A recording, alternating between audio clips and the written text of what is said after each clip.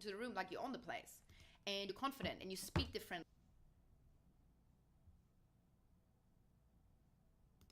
Hello, hello. Hello, hello.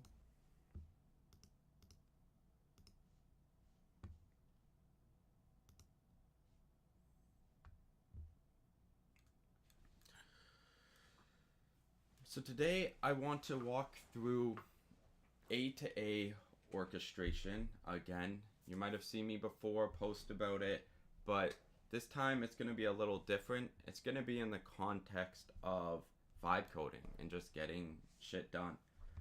And you know, my opinion is we're going into a space within the industry where I believe people might even be reading too much code today. Like, I think we should be reading less code.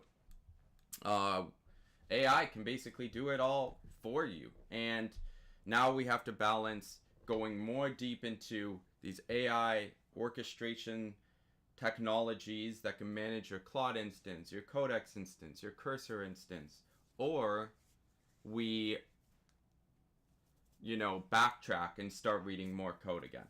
There are two options, and I think, in my opinion, going towards setting up the tooling to make an orchestration layer that essentially you could fall asleep and you can wake up and something else is coded for you is probably the way to go if you're a dev and setting these things up that can really just supercharge how fast you can get a product or a feature out there. And so I have set one of these up and have tested it over the weekend, and it's been actually super helpful. It allows me to one-shot things, to preload tasks into kind of like a Jira board in a sense for my AI agents. And the reason I got into this and where it all started was it started with my terminal, which you can see here. So it's an empty terminal. And everything I do tonight will be copyable, if that is a word. Every command and every config, but by the end of the stream, the window will be running an AI. Oh, not the end of the stream. This might take may take a couple streams for me to get through all this, but it will be running an AI team or an AI orchestration layer. So the bottleneck with coding agents isn't the model. And I think that's a realization we have to get to. These models are so powerful when you get to use them. We see open source models like GLM competing with Opus 4.8, which is already super powerful. We have Fable 5 dropping. We have GPT 5.6 Soul. These models are getting more and more powerful. And the rate at which these models grow is pretty impressive. However, if the model is not the problem, then what is the problem? I strongly believe this, that the problem with these AI models today is the context window. And managing this context window will be everything. Every file the agent reads and every wall of shell output that goes through it, you pay twice for that, in API cost and in context space. And a lot of the time, agents read a lot more than they need to. They read a lot more than they need to. And it's because all of this memory gets stacked up, let's say in like your Claude Code instance, and then you prompt it again, and it goes through and reads all of that memory in your files within your repo and all this stuff. And a lot of that stuff is not needed. It will just like read it and be like, oh, I don't need that. Let me go read something else. But that will still be in the context window, which just racks up costs. And it's why models, and one of the reasons why models are so expensive today. Okay, so how do we solve this? So this would be the same agent as in this image described here, and these are the messages, these little dots, if you couldn't relate the two, but these are the little messages that are sending and coming from my document. So let's say on the right side is like my whole repository, and then we have these like little dots and these kind of bigger dots that my model reads, and some of them just get dropped out, like it's reading way too much, and some of them are being dropped out of this messaging of what it actually needs, which is a waste. This is all waste. Like everything dropping out here is a waste. So what do we need? Well, we need every single thing that it reads to be actually useful to the agent. So this is the same model. The difference is that everything gets shrunk before it reaches the agents. Files come back as summaries, and shell outputs get stripped down. Context usage stays low all night. So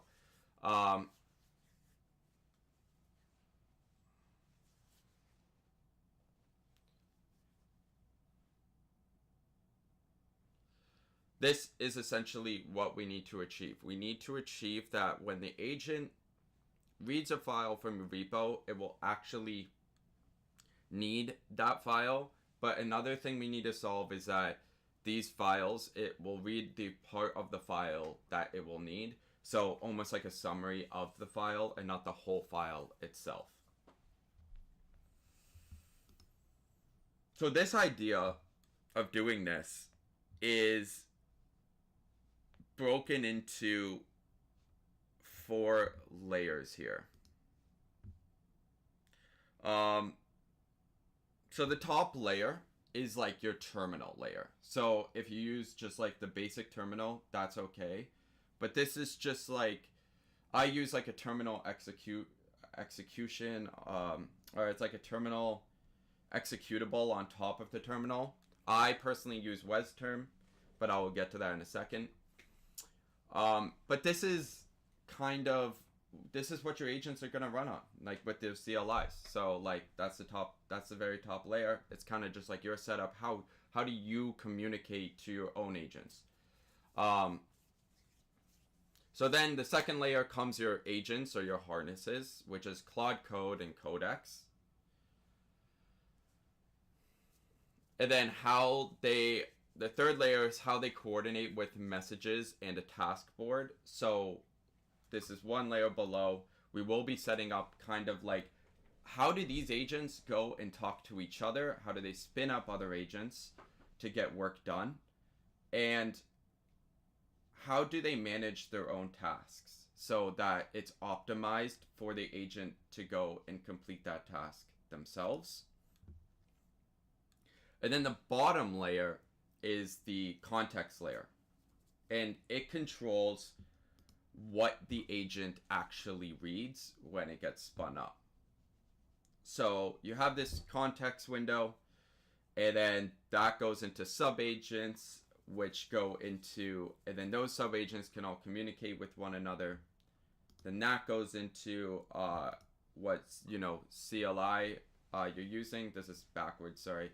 And then that goes into how you communicate with your agents. And those are the 4 layers that we are going to solve today. So the reason why I use WezTerm is described in this image. Why have one window with one terminal on it with like a Claude Code instance when I can go and make 8 terminals with 8 different Claude Code instances? Like, I feel like it's like a no-brainer at this point. Or maybe 4 of those terminals are Claude Code instances that are working on a repo, and 4 of those terminals are something else, maybe Helix that is spinning up, and so I can look through my repo. Maybe I have a blank terminal just so I can get around my computer. Maybe I have one interesting and funny thing I did was I put Spotify in one of my terminals so I could control Spotify from that terminal. Everything that's running and all these agents and all these tools that we will be going through, why have just one at a time on one terminal? That is just like, I feel like the most inefficient way to go and code your own to start vibe coding. We could have 4 or 5 of these, 6 of these even. Like, this is why I use like a terminal executable, because WezTerm, or, you know, there's other options. You could go to iTerm 2. You could go to Ghostly. You know, these are all great options for your terminal. So I could show you guys what I use, which is, let me open up this. Oh, I'm sharing it. Nice. So I use WezTerm 2. It's a terminal emulator. It's great. You can split terminals, as you can see here. You can open up other windows. You can go and it's all codable through a .lua file. So like every quick command that you might need in your terminal, you can just go and code that. This one is extra special because it's cross-platform. So what you learn on your Mac is the same as you learn on the Windows. So if you're switching between Mac and Windows, it's super useful. But other things, Ghostly. Ghostly is a great terminal emulator that you can use. Ghosty, and I love the UI. This UI, I feel like it's just so sick. But, you know, another one that you could use, and they have quick commands, multiple terminals. And then the last one is iTerm 2 that you can use, which is for Mac OS, which is a terminal replacement. And, you know, the same idea there. So these are great options when you want to use a terminal emulator. And this is where it starts. Like, this is where creating this A2A architecture It starts with a good terminal emulator that you can use. And you can go and set up this really cool system, essentially. Cool. So, the next one is, I would recommend getting, you know, like a way you can go through your repository just on your terminal. So a terminal editor. I use Helix. NVim is good, but it's just good to edit certain files when you need to quickly. Like Helix is like, I type the command hx and and then I can launch that within a repo. I can search for files. I can do all this stuff. It's really, really cool. NVim, you know, I can open up a file. There's all these cool quick commands that you can use to change the file really fast. It's so I stayed locked in. I do not like using my mouse. So like setting up all these things is super important for me. But yeah, this is essentially we will set up like a terminal editor next. Okay, now this is the actual picture. So those two things, cool. You could use whatever you really want for that. And this would work just by using the terminal. You would just be like inefficient. In that sense, I would use a terminal emulator, but that's okay. If you want to stick with the regular terminal, that's okay. This is the real part that I want to push on, and it's the compression layer. It's everything that we talked about, how we go from this to this. The compression layer is, you know, super important here.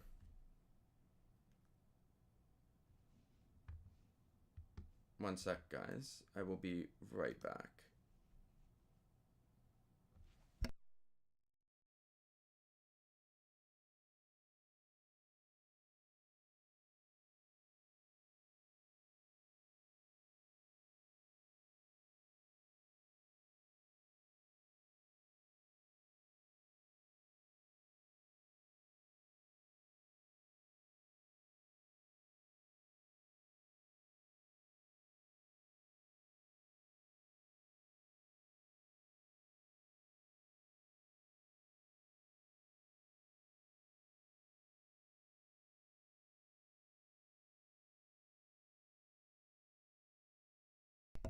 So the compression layer, yeah, is one of the most important things about this system that we are going to set up.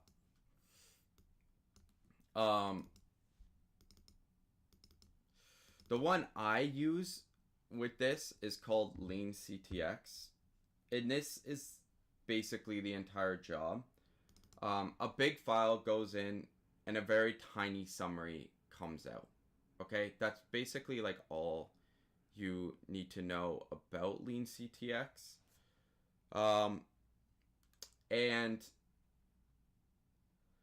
it sends back, let's say you put in like a function, it will send back like the function's like signature instead of like kind of like the whole file. And rereading a whole file costs about 13 tokens. So when my AI has to go back and reread like an entire file that it's already read before, that costs a lot less tokens than I would normally spend using this software. Using it over the course of 4 days, and I've used it a lot, I saved 815, no, sorry, this is only, I could get the actual number. This is only 1 day, and 1 day I saved 815,000 tokens, and that was about a third of everything I spent in that 1 day. So we are saving 33% of our tokens just by using this software called lean-ctx.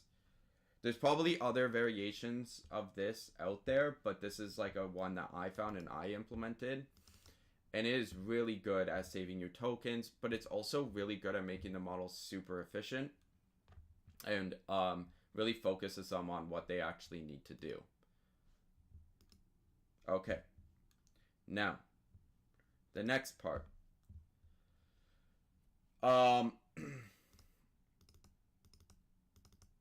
Asking an agent to just read less doesn't always work.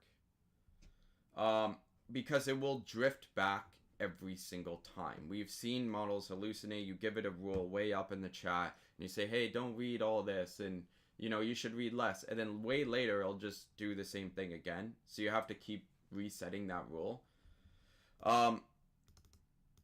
So with this, I have actually locked the read tools. And every single read operation will actually have to go through lean-ctx. So the model doesn't get to read the repo itself because we don't trust the model to actually get the information that it will need and to compress it and all this stuff. It will just token max your thing, and you will end up spending a lot more in tokens. So locking the read tools is the best solution for this. You just lock the entire read operation from all these models, and then you send everything through the compression layer using lean-ctx. So then lean-ctx is responsible for giving the models the information that they need. They don't process as much information. And then the last part is this, the messaging bus. How do these models, because we're going to be hosting subagents and subagents here and subagents there, how do these models actually end up talking to one another? Well, I'm using something called hcom for this. So every single message is basically goes through hcom, and hcom will forward that message through lean-ctx and then eventually my model, right? So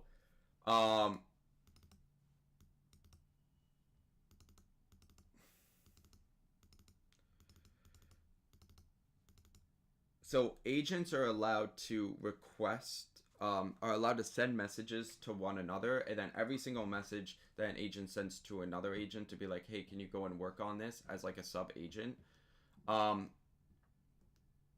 that message gets stored into like an SQLite database, essentially. So why do we need hcom? Cursor can spin up sub-agents, Claude Code can spin up sub-agents. However, you can't spin up subagents on a cursor instance and then have that subagent talk to another subagent on a Claude instance. Also, you can use hcom to communicate with your agents remotely, and having every message tracked of like what the agents are saying to each other can actually prove to be very useful in the future. So this SQLite database.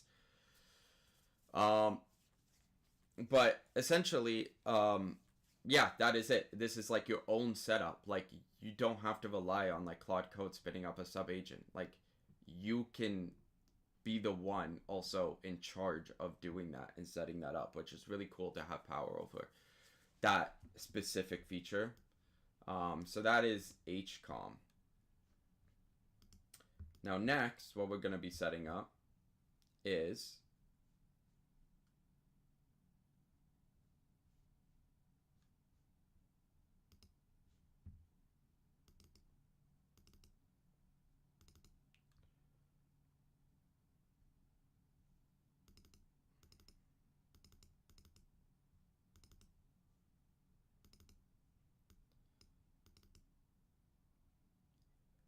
the I. So for any agent at any time,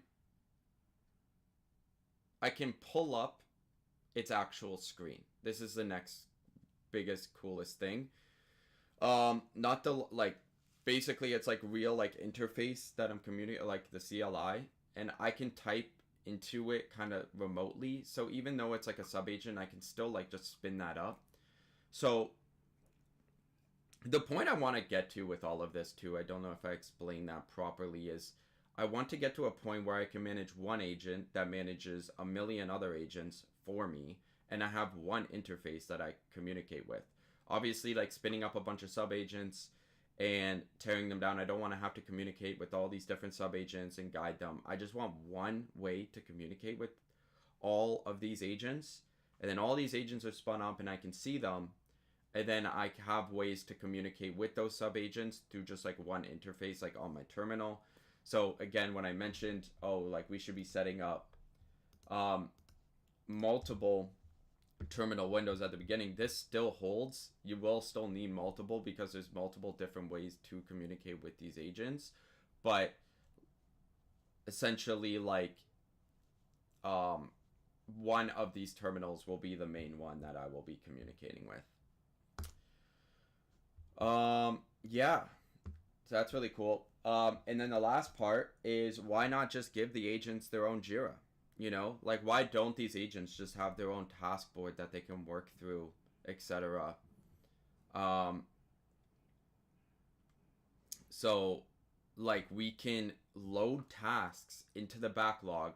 We can go for waiting for like the next one, like the one I have set up, it's like a backlog, and then we have like revision. So then that goes into my question desk agent, and then I can talk to it and be like, and answer all the questions I need to answer. That goes back to my captain agent, which is spinning up all the sub agents, which essentially is going like, oh, Marcus has answered all these questions. Then that captain agent forwards that to all these different sub agents, and they can take those questions and start on those tasks, and we can run tasks in parallel, and everything is super organized. Tasks can be big or small, and they can have priority factors to them.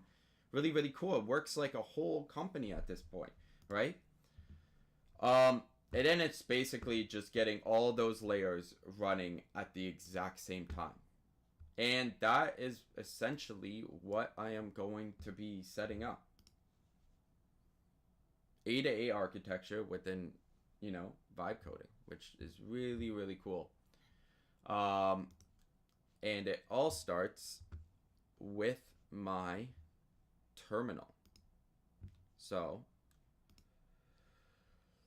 yeah, we can start here. And we're going, this is WezTerm. And we can just start and go through like layer one, and then start you know, adding on to those things. So yeah, for the first one, you want to go and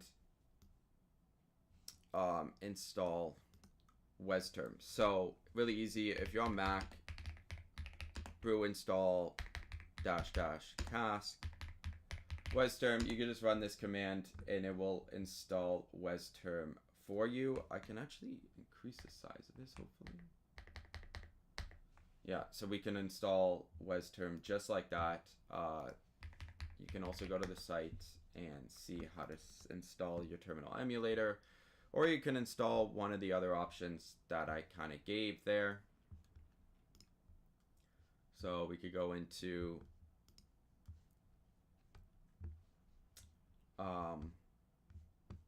yeah, so going back, we could go to and share my Google screen, WezTerm. You can go and install that. I don't know, download the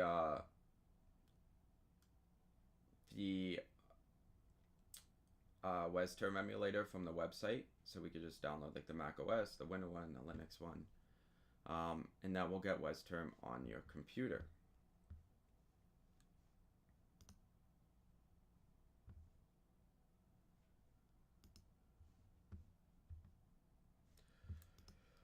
The next thing I use, really cool, as you see, where I am in my terminal is just highlighted up above here, and then I just have like this arrow for my actual current directory.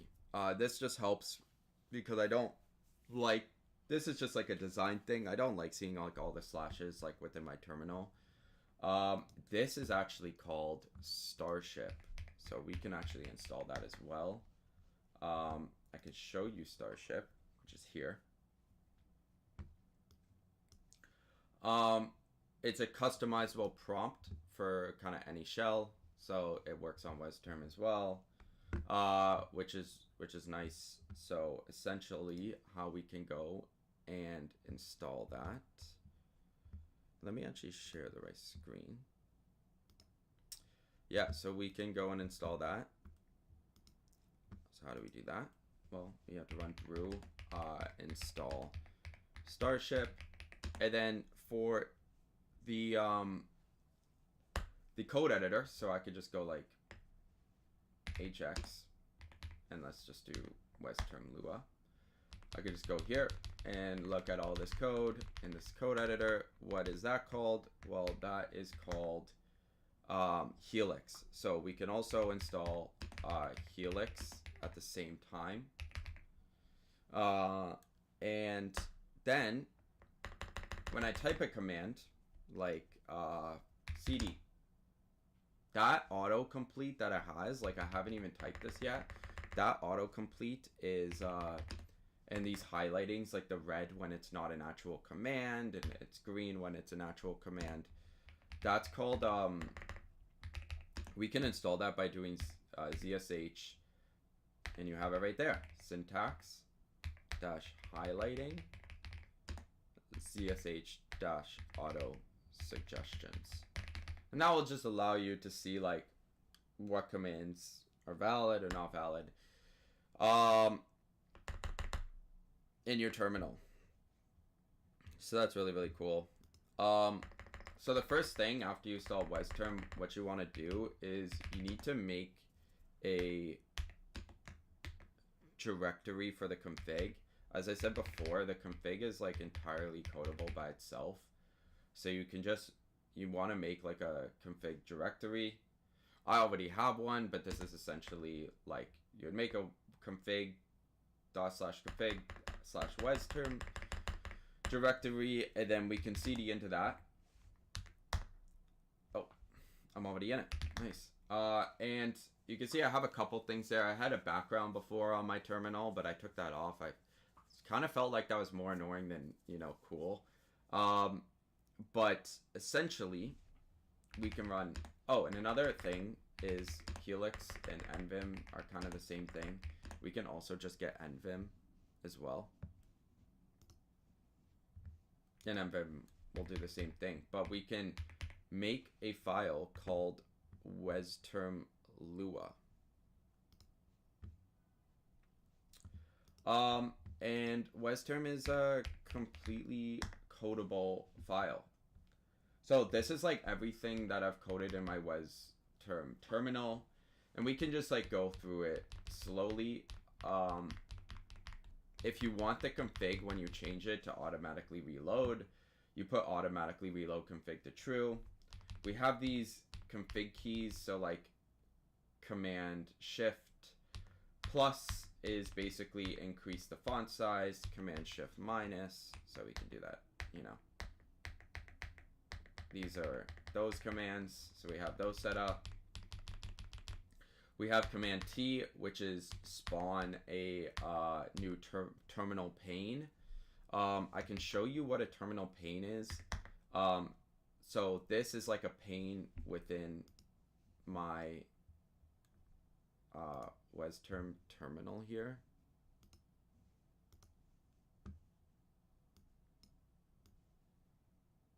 So this is like one pane. Command shift, I kind of forget. This is why knowing what's in your Lua is really important. But yeah, let me spawn terminal command. Oh, command T is like a new tab window. So like I could show you what that command would do. So you just have a new tab window. We have another command set up to go back and forth between the tabs, so we never have to leave the keyboard. Then what we can do is we have command W, which is close the current tab, command shift, go back and forth between the tabs. Then we have this thing called split horizontal, and we also have one called split vertically. So that is really useful because if you want to stay on this like exact same terminal window, we can go like command D and we can split the terminal horizontally. We have highlights for which one is active, and we can do command shift D if we want to split the terminal vertically. And then what we can do is we can just run like Claude in that, and we can run Claude over here, and we can literally just start like 2 Claude instances just like that. And we can actually shift between these just by using our keyboard as well to go through all the terminals that we have. So it's really easy. My hands never have to leave this. And I am, you know, in, you know, 3 different terminals with 2 different Claude instances. So then when I run up here, I could go the same thing. And then we set up a shortcut for like closing a terminal. So essentially what we can do is we could do command shift T, which closes it, boom, closed and closed, and now we're back. So yeah, really, really cool. But yeah, this is like all codable. You can look up configs online. You know, this is my config, but feel free to make it whatever you want. But yeah, super cool. It also makes the terminal look really friendly. I know a lot of people find.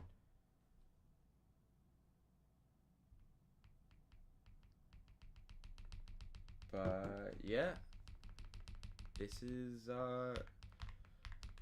WezTerm. Yeah, so that's like the first part. My terminal setup for all of this.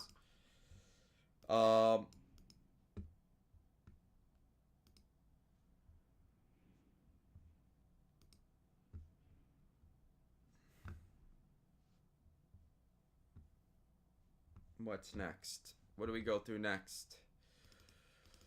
Let's see, we went through Starship, WezTerm.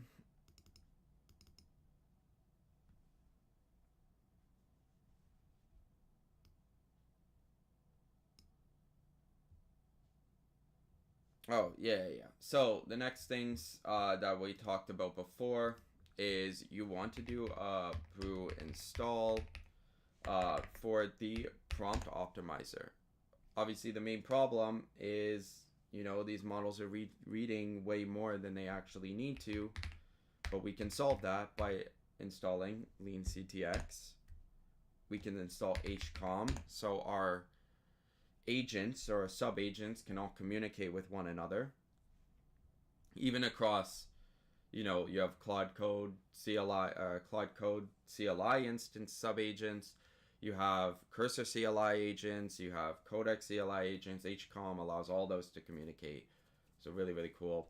And then we need a task board. So we can install kanban-md. This is going to be our Jira for our agents, which is really, really cool. So we can install all of those things for this current setup. And if you don't have it yet, we should probably globally install the Claude Code CLI like this, and we should do the Codex CLI and maybe even the Cursor CLI if you want to. So you can install all your CLIs that we'll need for this A2A setup.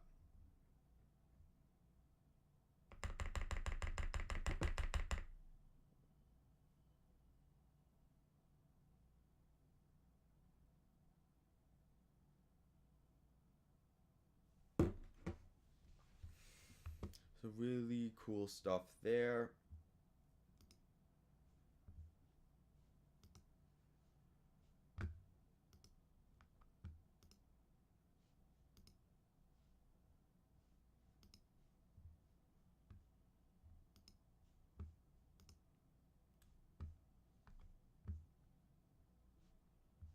All right. Now, what I want to do is go through how we set up all the configs for all of these really, really cool things. So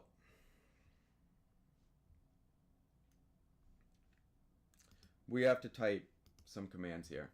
So let's just clear this. You have to type a decent amount of commands to set up all this stuff. So if you haven't yet,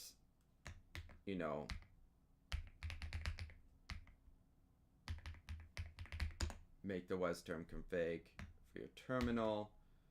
We can make another config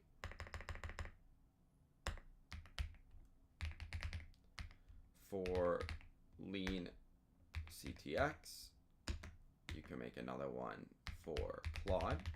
You can make another one for hcom, and we can make one for the Codex CLI.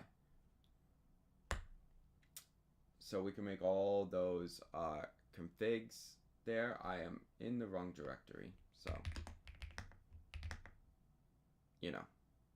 so we could have multiple configs. This is where I keep all of mine, but yeah, can have a lot of configs there, and that's gonna essentially tell hcom how to operate, how to connect to these instances. It's gonna configure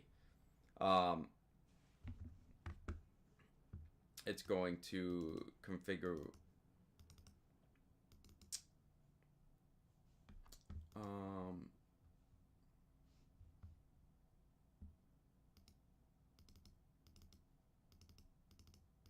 Starship and all that good stuff.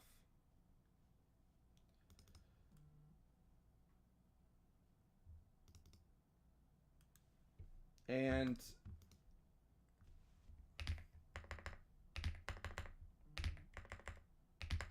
that is essentially what I will cover today. But in the next stream, I want to go over setting up lean-ctx, hcom, and the rest of this system. So stay tuned for like day 2 of that. But yeah, until next time.